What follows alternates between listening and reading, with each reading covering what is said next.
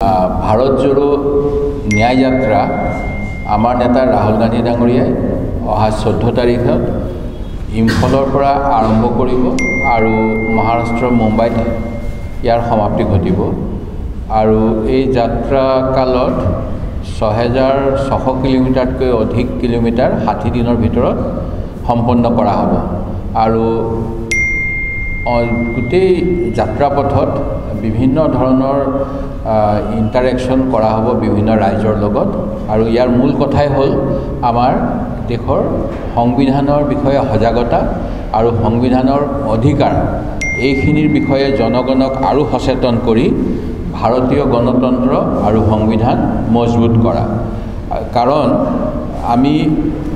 ন্যায় যাত্ৰা কিহৰ কাৰণে যে ইকোনমিক অৰ্থনৈতিক সামাজিক ৰাজনৈতিক ন্যায় বিচাৰি আৰু সংবিধানত এইখিনি আমাৰ directive principles of state policy দিয়া আছে যে আমাৰ ৰাষ্ট্ৰই সকলোকে এই অধিকাৰখিনি দিব লাগিব কিন্তু বিজেপিৰ শাসনকালত আমি বাৰেপতি কৈ থাকোঁ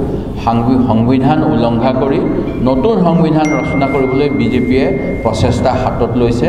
যি সংবিধান 3 বছৰ কাল বাবা সাহেব আম্বেদকাৰ ডক্টৰ ৰাজেন্দ্ৰ প্ৰসাদ আৰু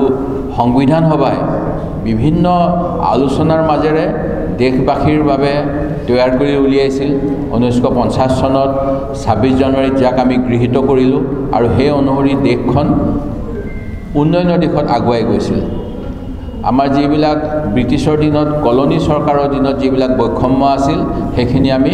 নাইকিয়া কৰিবলৈ যোৱা সময়ছোৱাত চেষ্টা কৰিলোঁ কিন্তু এতিয়া আপোনালোকে জানে সাংবিধানিকভাৱে যিখিনি অধিকাৰ সেইখিনি খৰ্ব কৰিব বিচৰা হৈছে ধনী শ্ৰেণী ধনী হৈ গৈছে যেটো ইকোনমিক ডিসপেৰিটি দুখীয়া শ্ৰেণী অধিক দুখীয়া হৈ গৈছে দেশৰ গোটেই সম্পত্তিখিনি মাত্ৰ 20% ধনী মানুহৰ হাতত আৰু 80% দুখীয়া মানুহৰ হাতত একেবাৰে ন্যূনতম আজি চৰকাৰে এনে অৱস্থা কৰিছে যে 85 কোটি মানুহক 5 কিলোকে চাউলৰ উপভোক্তা বনাইছে আজি সকলোকে বিভিন্ন ধৰণৰ আঁচনিৰ হিতাধিকাৰী বনাইছে আৰু হিতাধিকাৰী বনাই পেলাই তেখেতসকলৰ যেটো নিজৰ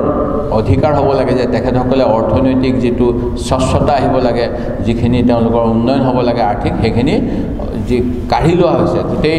সম্পত্তি যিবিলাক ৰাজহুৱা সম্পদ ব্যক্তিগতকৰণ কৰা হৈছে আৰু ব্যক্তিগত কৰি অকল ধনী শ্ৰেণীক ধনী কৰা হৈছে ঠিক তেনেকৈ সোশ্যাল জাষ্টিছৰ ক্ষেত্ৰত আমি দেখা পাইছোঁ যে কেতবোৰ সম্প্ৰদায়ৰ ওপৰত অত্যাচাৰ বৃদ্ধি হৈছে মহিলাৰ ওপৰত অত্যাচাৰ বৃদ্ধি হৈছে আৰু ঠিক তেনেকৈ ৰাজনৈতিক বাতাবৰণটো অসুস্থ কৰি দিয়া হৈছে আৰু এই গোটেইবিলাক হৈছে আমাৰ যি সাংবিধানিকভাৱে ৰাজ্য শাসনৰ যি directive principles of state policy article 36 বা 51 লে এইখিনি উলংঘা কৰাৰ এইখিনিক নাকচ কৰাৰ যত্ন কৰা হৈছে আৰু ইয়াৰ বিৰুদ্ধে জনগণক সজাগ সচেতন কৰিবলৈ বিচৰা হৈছে আজি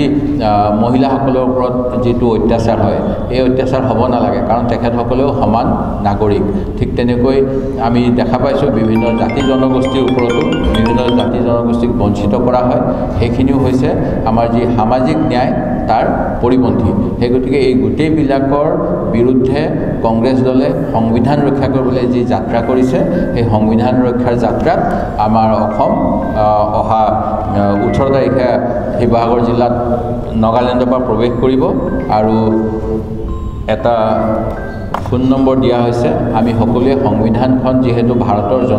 জনগণে অৰ্পিত কৰিছিল আমি ইয়াক ৰক্ষা কৰাৰ দায়িত্ব আমাৰ নাগৰিক সমাজৰ আমাৰ দেশৰ নাগৰিকসকলৰ আৰু হে 9891802024 ত মিছ কল দি এই যাত্ৰাৰ সহযাত্ৰী হ'ব পৰা যাব আৰু তাৰ বাবে বিভিন্ন ধৰণৰ হোৱাটছআপ ফেসবুক ইনষ্টাগ্ৰাম বিভিন্ন ধৰণৰ ব্যৱস্থা কৰা হৈছে ভাৰত জোড়ো